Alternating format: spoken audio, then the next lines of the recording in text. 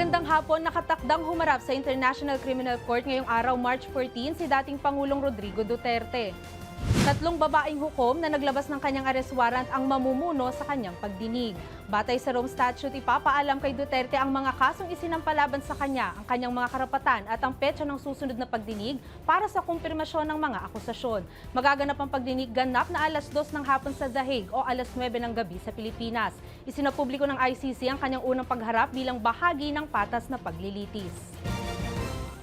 Hinirang si dating Executive Secretary Salvador Medialdea ni dating Pangulong Rodrigo Duterte bilang isa sa kanyang abogado sa International Criminal Court. Sa isang liham sa korte, hiniling ni Duterte na payagan si Medialdea na tumulong sa kanyang paunang pagharap sa pre-trial chamber. Ngayong Biyernes, haharap si Duterte sa mga hukom ng ICC para sa isang pagdinig kung saan ipapaalam sa kanya ang mga kasong kinakaharap niya, kaugnay ng kanyang drug war, pati na rin ang kanyang mga karapatan bilang akusado. Abangan ang kompletong ulat mamayang 10:45 PM sa Balitang A to Z. Ako po si Naomi Almohano.